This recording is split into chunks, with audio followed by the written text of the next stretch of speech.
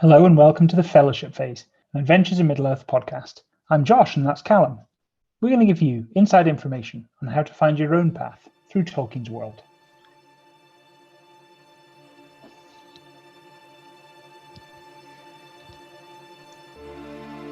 The fortress of the Dwimmerhorn is crudely built.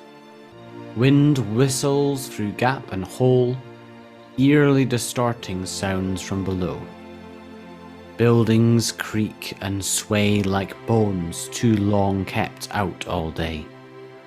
Atop the peak sits a temple ill raised by evil's stubborn will, a grim basilica to honour darkness, holding many echoes of horrors past. Its obsidian walls hold no warmth. Their surface is polished like a mirror, reflecting back naught but twisted visions of evil. Hello, Callum. Hello, Josh. Well remembered, it has been a Yes, while. it's been a long time. I forgot your name. You got the gist. I got the gist. It has been a long time. We've been on, let's say we've been on academic sabbatical because we've both been studying very hard. Yes, that's true. My memory of this place has grown Dwim. Dwim?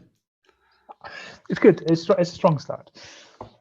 I was just looking up the root of the word Dwimmer. I literally have no idea. It comes from Middle English Dwimmer and from the Old English Dwimmer or Dwimor, which means illusion, delusion, sleight, or magic. Which is interesting because we're talking today about the Dwimmerhorn. We are talking about the Dwimmerhorn, which was probably, if our campaign that we've had in Middle-earth has been in kind of story arcs, the Dwimmerhorn was probably the end of a big arc. It brought a number of plots to a close. It was also the sort of finale of one of our characters, and the campaign took a very different direction afterwards. So it's a good kind of full stop, or at least semicolon on our journey. And it pulls together. Well, last time we were talking about the siege at Stony Ford, which was, I maintain, my favourite session we've ever done. Stretched across, I can't remember how many hours and hours it was we played. And that finished with one of the party, Malbeth, had fallen into shadow, had been kidnapped by the ring wraith who'd come to Stony Ford. And some of the orc forces had been driven back, but not completely defeated. And narratively, that set us up that Malbeth had been taken to this place, the Dwimmerhorn, where we'd scouted before. This fortress of evil. That was kind of our call to action to go and rescue our friend. Yeah, we spoke before in episode 13 about the Gladden Fields and their place within Tolkien's lore. And the Dwimmerhorn is a sort of created fortress on a hill within that space of the Gladden Fields that's been created for the game. And it takes place. It's used in one of the Wilderland Adventure pre-written module adventures. We won't spoil what that is happening there or what's in there for that, but we'll talk more generally about it. Describe it as a fortress that sits on a huge stone that rises in the water of the Gladden Fields, like the half-buried skull of some primordial titan. Wow. Which is a great line. There's only one safe path that winds up and around the steep sides of the rock to the fortress above, and it is guarded. It was an outpost of Dol Guldur, established hundreds of years ago. It's an evil place dedicated to dark powers, and it's forever tainted by its presence. And there's a little bit more description within Wilderland Adventures book where they give you some rules for what sort of DC or checks would be required to get across the marsh just silently to get there. What sort of checks you might want to take if you're going to go up the path or if you're trying to sneak up, about like how to climb up the rocks on the outside, and what might happen if you fall. Which I don't think I use. I just use sort of standard D&D rules for those things. But it is, it's quite helpful. It's got a nice little description. So I think you'd scouted out the fortress before, and you knew where you were going, and you knew what your mission was, which was to rescue Malbeth and rescue any other prisoners that were held there. How did it feel going there again? You know, you sort of been there and attempted it, and then you were going back in. I think your plans sort of changed quite a bit as well when you were going to go back the second time. Yeah, it did, and I actually think the way the story, I suppose this is down to you, is the lore master panned out helped a lot. So we scouted it out. We talked about that in episode 13 about sometimes that's a great way of presenting an adventure or a dungeon is letting the players see it in advance to get a sense of how dangerous it might be or what might be required, and then it leaves room for the planning and gathering forces or thinking, oh, do we need some equipment? So we knew that it was this incredibly dangerous place. It was hard to sneak up on. It was well guarded. And I think our scouting mission had kind of left us feeling there's no easy way of doing this. And I think if the onus had just been on us to be like, will you go back or not? I think we would have got into that kind of analysis paralysis of like, we don't know how to do it. Is there a perfect way? Whereas because one of our party was effectively kidnapped, it was like, well, there's a stopwatch going now. And I think that drove us forward. We were like, okay, we have to go. We're just going to have to make the best of it. We know what the challenges are. We're on a time pressure. We'll just try.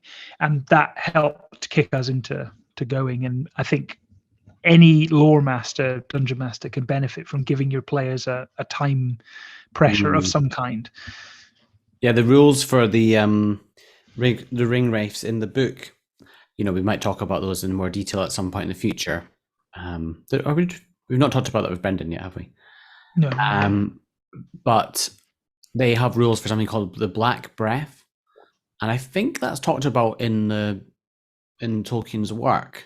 Is this sort of ability that they have to sort of cast a spell or take over the will of someone, or I guess it's sort of similar to what happens to the hobbits of the Barrow-wights, that sort of unconscious sleep, and Malbeth was taken away by that, and that it's quite an interesting mechanic to have, because I guess when I run the ring wraith, I don't really feel like it's a big battle. It's not, they're agents of secrecy and malice. They're not strong fighters. They're working in the shadows to enact their plans. And so this seemed like a very evil thing to do, was to kidnap someone who was being hunted by the shadow and use that against you. So it works really well. It set the adventure up nicely. Now we knew that there were various reasons already that we were thinking we needed to go there, because Radagast had told us that there had been lights there and he was concerned, which had kind of sparked our curiosity. And when we met Baigrol, one of the hobbits native to the Gladden fields, he had said that people had been captured over time. So we knew that there was potentially prisoners, and we've been trying to figure out how we would free them. And we hadn't really seen a clear route to success. It just seemed so difficult. But then when Malbeth was kidnapped, and especially after the battle, I think the other thing at the battle was we defeated a lot of the orcs. And we felt in character that now was kind of the time to press the advantage, that they were retreating. We'd actually won not a complete victory because Malbeth had been kidnapped, but we'd won something of a victory defending the town. We should press that advantage and go quickly. And that gave us a lot of kind of energy to go. It felt kind of like there might not be another opportunity when it was as unguarded. So a lot of energy to go. And we knew what we were going to expect, which I think raised the stakes quite a lot. We knew it was this really well defended, difficult to climb garrison with some malign evil involved. We arrived. Yeah, quite a interesting party makeup at that point. I think you had a slayer, scholar, treasure hunter, wanderer. Yeah, it wasn't a natural kind of invade a fortress party, because I was sort of leading things at that point. It's Theodric, he was a scholar, he was basically a healer, and Brendan's character Malbeth had been captured, And oh yeah, Brendan took on an alternate character, didn't he? He took on an Axelvold's the Bjorning Slayer, who was his main character was that he was a cook. It was very entertaining. It was very entertaining, and I actually think letting players sometimes switch into an NPC role briefly, because for narrative reasons their character makes more sense for them to be away. Brendan seemed to love it. I don't want to speak for him too much, but he really got into role playing another character, and because Ansaval was already part of the world, it felt fun that he got to take part, jumping into an NPC. So yeah, we arrived, and I think when we'd initially scouted it, we thought we had to go up this kind of winding, fortified path, which we thought was just going to be this, battle of attrition, fighting through difficult terrain. And I think we tried one last time. We were like, let's see if there's another route up. And we rolled to investigate, and someone discovered effectively like a secret stair up the back. Mm. And I remember someone rolled crazy high for the level we were at. And you'd said at the time, actually, we were genuinely really lucky to find it. That it was a route, but it wasn't the obvious one. And that, I think, shook the dynamic up quite a lot, because it turned from being an all-out attack to actually slightly precarious sneaking up the side of this hill. Yeah, it's described. There's a certain person that you might run into in the adventure that can tell you about a secret path, and I don't think you ever met that person, so it made it really hard for you to find it, and yeah, it's difficult. I just found a map for it. I don't remember there being a map. I used a different map anyway, so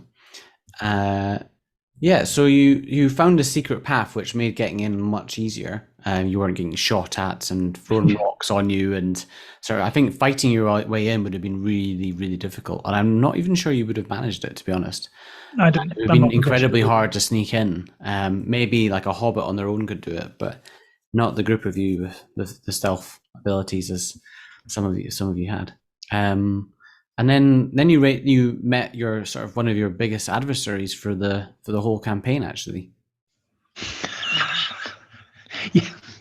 Yes, we did. We encountered something that still haunts us to this day: a 10-foot gap. You articulated very clearly that this path kind of clung to the rock face, and there was a point we could see up ahead. There was a cave which seemed to go into the side of the rock, and we thought, right, this is it. This is going to lead us inside.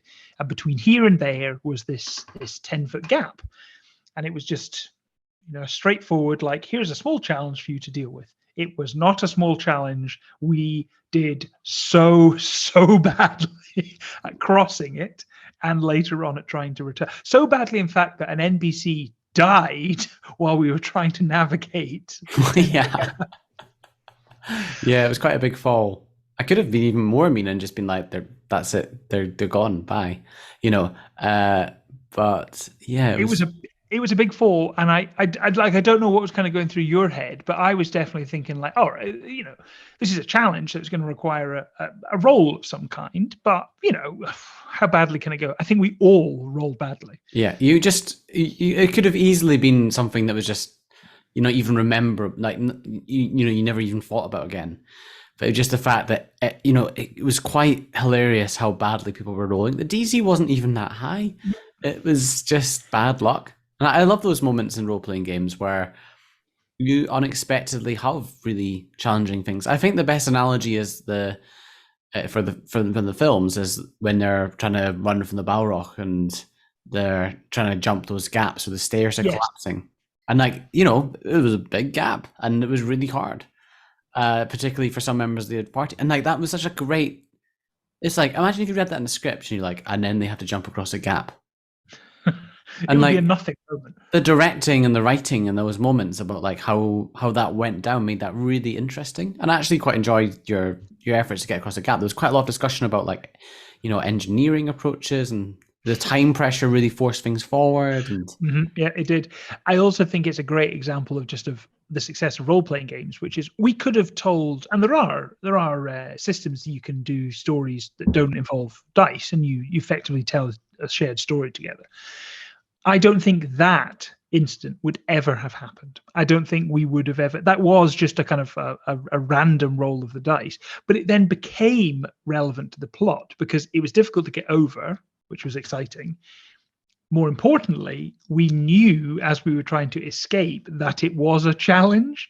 And when we came out, as we'll talk about in a bit, we had other people with us. And we knew that it was actually, we'd effectively created an extra challenge at the end of the game just because we couldn't cross this gap. We were like, I think if you'd been like at the beginning going in and like all pass and it'd been really easy, I'm quite happy sometimes to waive like roll it, I'm not going to mechanics out every single aspect of the game. Yeah.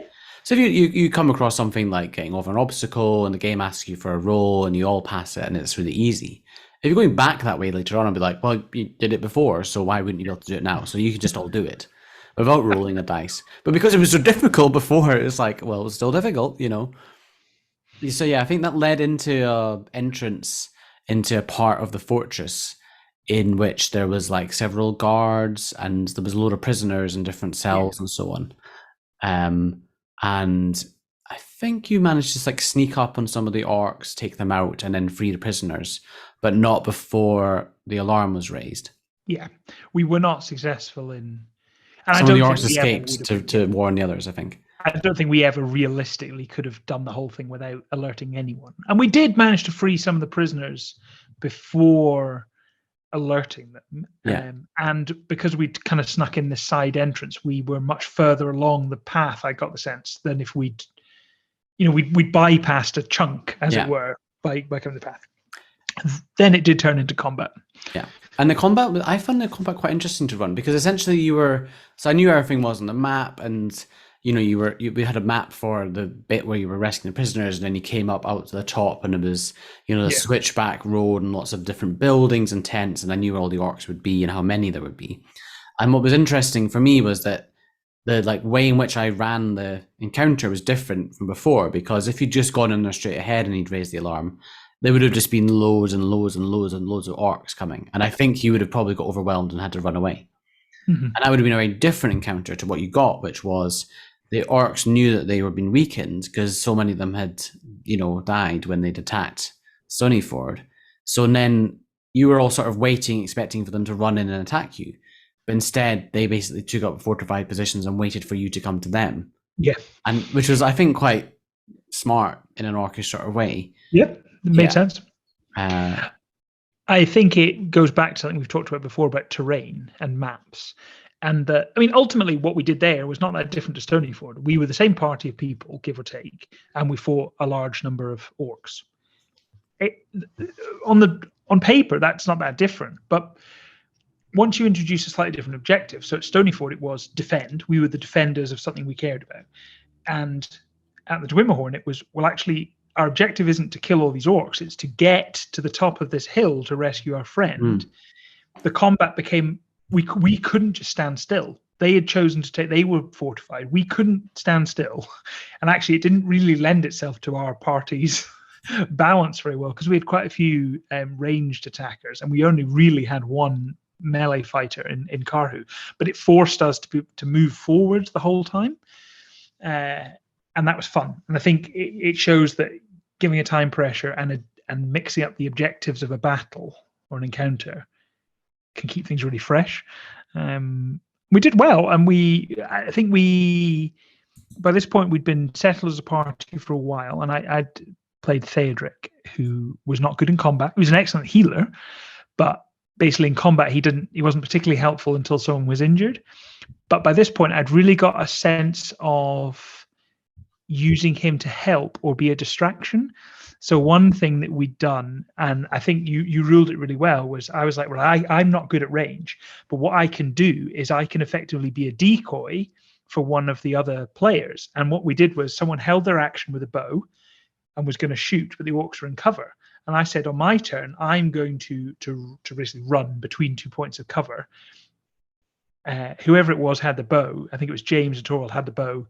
They held their action. I ran, and when the orc popped up, you let him take his held action to fire. And it felt fun. It felt like even though I wasn't good in combat, I got to contribute, and it felt very kind of action-packed.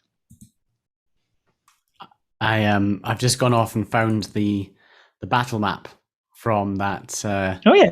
adventure, which is quite fun to go back and look at how you used to run games a while ago, and it was quite a big battle. Yeah, it is. Josh is seeing the behind the scenes of the DM screen of what I was doing, but this is ringing a lot of bells. little notes and so on. And I think because I wasn't expecting you to come through the secret area, I had to like draw onto the map last minute. So it was like this beautiful map. I think neutral party had drawn, and then it's just me with like a square box on it. But anyway, it's effective. And there was a room of loads of like treasure and stuff, but we talked about the Gladden Fields. Like, this is an area where there's like lots of history. There's been a battle where Sildur died, so there's a lot of relics potentially lying around. So I think one of the things that was a bit of a distraction was like you had this objective to find Malbeth whilst being attacked, whilst also some characters you had like the lure for secrets or lure of treasure, and all this stuff had dangled in front of them, like, oh, well, look at all this sort of secret treasure stuff. And you had to try and fight your way up the hill, which was actually really challenging. It was really challenging, and it was good use of terrain, because it was effectively there was the height. We started on the battle map low down, and we had to zigzag up to a higher point, which created all of these extra obstacles. It was like, do we go up the kind of the path, which is longer and more defended, or do we try and climb up the steeper slopes, which we were nervous of because we'd had this problem climbing up already. It was good. It felt constantly like you were throwing choices at us, and the choices, mattered. And we were, because of the time pressure, we were making them and moving forward. So we were quite depleted. And actually, Bert's character, Isambard Hobbit, he had an unexpected moment of madness. He'd been accumulating shadow points through some of his misdeeds, and something tipped him over the edge. It was, he found as a treasure hunt, he was stealthy, and he'd found like a pit, and he'd snuck ahead and was going to hide in the pit and kind of get the lay of the land. But you discussed what was in the pit, and it was basically like skeletons and bodies, and sort of like a waste pit for carcasses and orc waste, and pretty much the grimmest things you can imagine. I didn't hold back describing it as such. I think it was pretty surprised horrifying that he tried to hide there. He hid in there, and I think that he needed to roll a corruption saving throw because it was so foul, and he failed and took a point of shadow, and that was, I can't remember exactly how it happened. It was enough to cause him to have a moment of madness. Yeah. He became miserable, and then you can trigger a moment of madness if you roll one. And I think he then immediately rolled a natural one. And what effectively happened was his moment of madness was he was stuck in this pit, and he was miserable, and it was horrible, and we just didn't know where he was. Yeah, he was just basically out of the battle. He couldn't participate. We'd lost him. We didn't know if he was alive or dead. Who was one of our best damage dealers, was just out of it. I think his madness was that he thought there was some treasure hidden there. Yeah. So he was like searching through all this horrible stuff. Because I remember when he kind of snapped out of it, he climbed out the hole, at which point we'd kind of won the battle on the outside of the Dwimmerhorn. Like, we'd kind of slayed the orcs, and we were ready to go into the kind of main building. He just emerged at this pit covered in like gore and viscera and blood, and you described him as this like horrid creature emerging from this pit. It was so grim. It felt very fitting for such an evil place. Yeah, it was a lot of fun to describe. The terrain, so the orcs were definitely, I think, on the back foot by that point, and it was satisfying to still make it a difficult fight, but my main objective was to wear you down before you went into the temple at the top. Evil laugh, evil smile, wicked evil smile on his face. Yeah. Well, but excellent. The thing is, it's excellent lore mastering, because, and I know the instinct. You often want to get the players to the big set piece, the enemy, the big bad, or the big challenging moment. But if you let them get there first and fresh, and they've got all their abilities, it's not as challenging. Whereas and then it becomes underwhelming. Yes. Whereas, well, what do you remember finding inside the temple? I I remember there being two bridges. I can really vividly remember the map. There was like a either a pit or a trench with two bridges over, and then on the other side was a spirit, if I recall. The ring wraith was on the other side, and we kind of worked our way through this temple to a point where there was this deep trench, and we could see Malbeth was on the other side, and we needed to go over these bridges. And there were all manner of like traps and difficult terrain. Yeah, it was sort of. It was the first time that I'd played around with dynamic lighting on Roll20, and learned that day that it didn't run very well on some people's computers, so I didn't really play around with it there again. But I put a lot of work into thinking like eerie lighting, dark and sinister place. What do we see in Lord of the Rings, like, or what does Tolkien describe? And it's like etherealness, it's uncertainty, it's dimness and shadow. It's not well lit, it's not clear. And I was trying to create a lot of uncertainty, even with like the entrance in, and like there was a lot of doorways, and I wanted it to make it feel like it was just something unknowable about this place. So it wasn't like really well defended, it was more just sinister. And then when you came in, you were confronted with this sort of shadowy spirit who spoke at length to you, and I think tried to, I don't really remember how that went. Basically quite quickly came out that most of your weapons were useless. Yeah. And you didn't really have a way to fight. No, we were really struggling. It felt like the battle was in these two stages. We had the first one, which was fighting the orcs outside, it felt sort of familiar. They'd been a common enemy to us, and this felt like a big climactic finish to that. We've been fighting them a lot, and we triumphed. And then we moved almost into the second stage of this battle, which was, it wasn't about swords and shields. It was about, our willpower and the spirit. And it wasn't about a physical fight. It was about resisting and the power of the shadow. And I liked that. I liked that kind of sudden shift from like, we'd been racing forward to bang on the door to get Malbeth out. And then when you let us inside, it was like a completely unholy terror to deal with instead. Yeah. I'm pretty sure some people were unconscious. Yeah. Someone managed to get to Malbeth and sort of revive him, and he was able to use one of his abilities. Like, I don't know how we ran it. Did Brendan run him and Anzavald? I can't remember. But it did feel like it was very dangerous, and that there was a risk that some of the characters would die. And then there was a sort of Deus Ex Machina moment where this sort of figure turned up unknown to you all and managed to, I guess, speak some words or do something to repel the spirit that was there.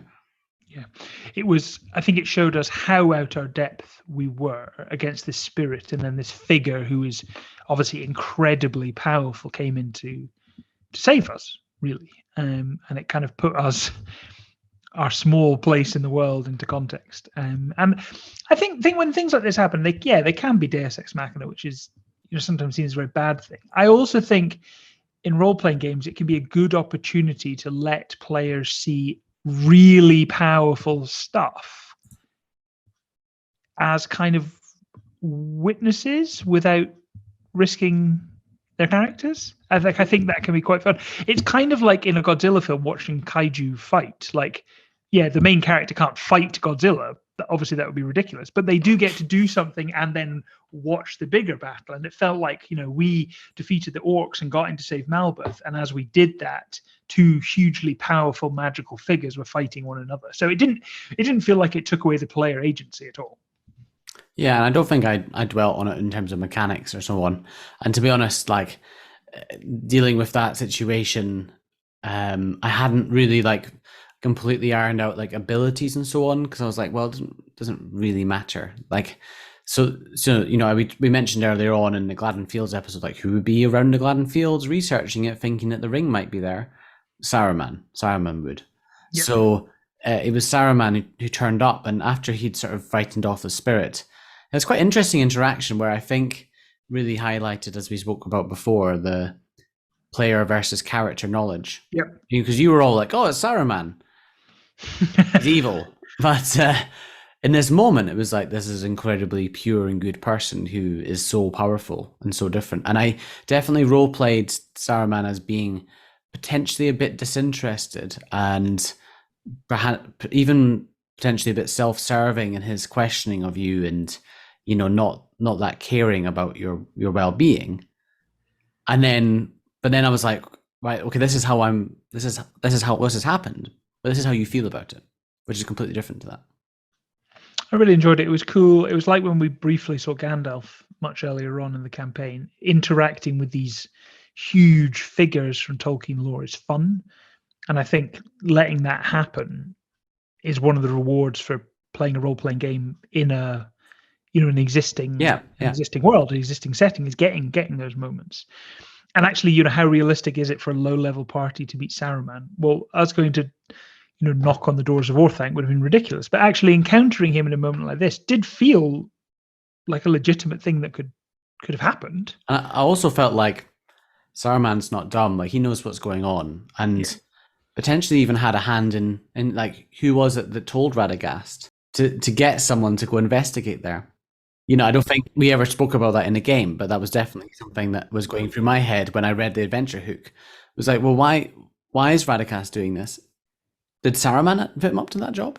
Is Saruman been there all the time, but didn't really want to just go in and openly show his power? And he's not really, the Starry aren't people that just walk in and cut down a load of orcs unless they really, that's not really his style. So getting and manipulating the situation to result in someone else taking care of this power and then turning up at the last moment, seemingly very convenient timing. Whereas it's like, how long has he been waiting? How long has he been there waiting for that to happen? Yeah, exactly. Yeah. No, I think it really worked. And it meant that sense of we kind of snatched victories from the jaws of defeat, but it was still earned because we'd done a great deal. We'd conquered the gap, and we'd fought all the orcs, and we'd freed a lot of prisoners, and we'd endured the siege of Stonyford. And actually, then at the end, Saruman being there to just tip things in our favor and kind of really draw to the close that whole plot line. Because after that, there was some wrap up in character about what that all meant for the Vale of Anduin and for Stonyford and for Theodric, because that was his last adventure. He actually retired as a character then. But yeah, it felt like a really fitting cinematic end. That's where you got your name as a party, which was the Hornbreakers. Indeed, the Hornbreakers, which then actually came up more than once. The breaking of horns and conquering of hills. Yeah, it's a cool name. I enjoy, going back to Saruman, I did enjoy bringing him in. I found it a bit daunting. Of the three wizards, I think potentially the hardest to play. Well, maybe the other blue wizards. Maybe they're going to come up in the campaign at some point. Who knows? Who does know? Who knows? But yeah, I found it quite interesting to try and get into his psyche of, being so driven and single-minded in his approach, whilst also trying to have this sort of air of doing good and being the sort of helpful person to the Free Peoples, but really not that at all. And I think you'd rummaged quickly through the artifacts and weapons that you'd found. Yeah.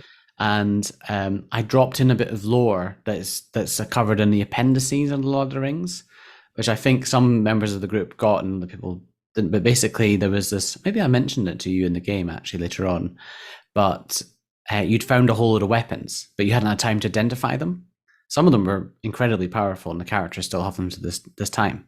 Because I thought, like, well, there's going to be Luminorian, potentially Elven weapons lying around. That they've been searching really hard for the ring. That's what they've been doing. Yeah. And so you've got this group of people searching these sort of battlefields. Like, there's going to be some really amazing things. And in the appendices of Lord of the Rings, it's mentioned that when they search Orthanc after the War of the Ring and Saruman's left, they find many artifacts of old Numenor. I think they find the old crown that Isildur would have worn. And they also find his short sword. And so I'd deliberately kind of given you that in the treasure. But then when Saruman saw it, he took some of the treasure off. He examined all the treasure. And I think it was one of those things where you give the player something and then take it off them immediately. I kind of wanted to create a little bit of tension there. Yeah. And Oh, also no, it drop worked, him I in as a remember. future character who's like, I think he did speak to Torvald and was like, you know, come and visit me. You know, he recognized someone that was interested in Shadow and, you know, laying that open as a potential long way down the line. You know, if Torvald survives a long time and has delved really deeply into Shadow lore, like who in Lord of the Rings, who in Middle Earth knows the most about Shadow is Yeah. it's Saruman. So that seems Saruman. like a natural path. So I've sort of dangled that open as a invitation. But yeah, that was quite fun to sort of be like, here's a really high level character who will look at your artifacts, and I don't know if that happens often in RPGs. I'm trying to think in Critical Role when they get the happy fun ball in campaign 2. It can be fun to let, and actually it's quite common in games and video games as well, is you temporarily let players have something really powerful to have fun, and then it gets taken away for a narrative reason. Yeah. And it's like, it can be fun to let you have a glimpse of that power and ability without being ridiculously overpowered. Yeah, some of the stuff I gave. So there was a great sword that Malbeth took, which was just like It was unbelievably good. absolutely amazing. Glawarin. Yeah. I think it had like some sort of it was Glawarin, which I think I looked up names for all the things in some translators online. It was a Numenorian greatsword with boon to damage, so it was like Grievous or something. There's in the Lore Master's Guide. There's loads of stuff about making artifacts. It was very, very powerful. Did a lot of damage, and there was also an elven sword that glowed red when Spiders near. spiders near. It's called Torukal, which I think mean like spider bane or something in Elvish. I have a little book of Elvish that I don't really understand the language, but whenever I've tried to come up names for stuff in Elvish, I've used that. Yeah, I've got it. I'll show you this. That's cool. I like that. Yeah. Now, Torquil became my character had it actually, and then the next big adventure we went on was through Mirkwood, and we did fight a lot of spiders, which it was pretty useful actually. So the book's called "The Lamages of Tolkien's Middle Earth" by Ruth S. Knoll. Author of the Mythology of Middle Earth. And what I like about it is it's kind of got a dictionary, so I can just look up a word and do that. And then it's got some sort of grammatical stuff in there. I don't really want to be able to speak Elvish because I don't care enough, but it's nice to sort of try a little bit and construct some stuff. So I've always had a bit of fun playing around and making names and words that sound plausible. I think if anybody heard them that actually spoke Elvish, then they would be like, that's awful. But that's fine. So it's good for us. It works for us. I had a couple of very quick fire questions about Dwimmerhorn that I've been wanting to ask you. Okay. If I may, now's the time. Now that we've covered it all. The Dwimmerhorn was there for a long time, obviously. It's in the Wilderland Adventure Guide. You know, it is a setting. We saw it many sessions before we actually attacked it. It had been mentioned by Radagast. Did you get the sense that the campaign was always going to go there? Yes, because when I read it in the books, I was like, I like this location. As soon as we were going to play in the Anduin Vale, the place that really jumped out to me was the Gladden Fields, because I'd thought about it a lot. I was like, that's a really great location to go to. That and the city of the Ithred. And also, I guess, Dol Guldur and all the evil places, I guess. Mount Gundabad. You know, the places that we know exist, because there's a lot more content in the books, but I kind of feel like I want to visit the places that are explored more. Yeah. Okay. And did you think that the way there's never a way of predicting this, but did the way it all panned out, when you were prepping, did you envisage that? Not at all. No. I thought it'd be more like you went and explored it and then you went back to Radagast and then that would be the end of the adventure. And then maybe many sessions later you'd come back to it. Interesting. Yeah, I thought the mission would be like go into the Gladden Fields, you would just sort of scout it out and then get the information which you got, which was loads of orcs there, and then you go back to Radagast and he'd say something like, well, we'll get I'll tell the eagles to keep watching it, and if anything changes then I'll come and ask for your help. And then I was thinking he'd go off and do some other adventures and then come back later a much higher level and be like, okay, let's tackle it, go and do something about this, let's tackle it now, we're ready. And that's not what happened at all. And it sort of fast forwarded that plot. Which is interesting because I think the way that Adventures in Middle-earth is designed to be run is you have these modules, like you do an adventure and you stop and you do a fellowship phase. And our campaign has been much more dynamic and freeform. So it's much more player-led rather than the pre-written modules, which are like, this is the adventure and this is how it goes and this is the sort of outcome that will happen. Yeah. Which is probably much easier to run. So I can see why people write it like that. I find it interesting, and I have this in the game of Curse of Strahd that I DM for you guys. I think it's very true that often the players pick the bits of the story that then become the story. There are elements in Strahd that you focus on. For instance, there's a subplot about werewolves, which many of your characters have got a connection to for one reason or another.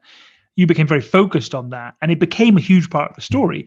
Another group might not engage with that at all, and it might not be part of their story whatsoever. But because you focused on it, I think because we became invested in the Dwimmerhorn, it became the story. And I'm glad that you kind of let us make it. I really enjoyed running it. And then I guess the end bit of that story arc was that you escaped, you rescued some prisoners. So there was a man of Gondor who I loved plopping in there because Josh and I knew that his character Theodric was going to retire. That was your plan from the beginning, was you were going to choose an older character who could sort of introduce the others to RPGs and then leave. And you're really interested in playing a man of Gondor. So I was like, well, how about, and I think I told you this in advance, you knew that he was a prisoner there, but nobody else knew that was your character. So you were quite anxious when they were trying to get the prisoners out, and some people were unconscious and people were getting injured. I could see one of the other NPCs, in your face. It's like your character dies. Did die getting out. I was like, if he dies, like I'm gonna have to create a new character. The party didn't even know that he's my new character yet, and he's already at risk. I love doing that introduction. That way of bringing a character in was really fun, actually. That the others didn't know where he was coming from, and you managed to get everyone back to Stony Ford, and Theodric was healing people up, and there was a sort of rest afterwards. And then in the middle of the night, one night, people were woken by like fire outside the hall, and then the door had been locked. Everyone was sleeping in the Great Hall, and someone had set fire to Stonyford. And that was another bit in the rules about the ring wraiths, is that that when they have this effect on people, if they spend time with them, they can basically instill a command deep in their brain that can be activated sometime later. For like take control of them. Candidate. So Malbeth had been coerced and forced into trying to burn down the village of Stony. And Brendan loves playing the villain, so he really enjoyed. Well. He did, like, he told me he had this plan. I was like, this is what you went to do. How are you going to approach it? And then we discussed through what his plan was going to be and when he was going to do it. So I had all this information. It made it for a great little adventure, because you were all freaking out. You were like, what the hell is going on? Yeah, it was bad. It was bad. It was like it was kind of like at the end of this isn't a spoiler because Carrie's decades old. At the end of Carrie, when the plot feels like it's all finished and it's fine, and then the like skeleton zombie rises from the earth, we were like, oh, we're just doing some RP wrap up at the end. It's totally chill. And then you were like, yeah, the hall is on fire. And we're like, what? We spent sessions defending this. I love doing that. Yeah. I think you took care of him quite quickly, which is the thing with one person versus six. Yes. Or was it 6 or 5? But it was a really nice little wrap up thing. Although I feel like Malbeth never really got completely forgiven for that. I don't think he did. Unfortunately, even though he had a really bad time. So yeah, Dwimmerhorn. I think that's all I've got to say about it. A really interesting creation that fits well into the Gladden Fields and ties into the sort of darkness and an evil area around about Dol Guldur. Yeah, it was a good end of a chapter. It felt like an adventure had come to a close. Some new characters came in, some characters were leaving. And I think it's a good point to wrap things up here. Next time, pick up with the creation of a new character midway through a campaign. Yes. Great. Well, thanks very much. Catch you next time.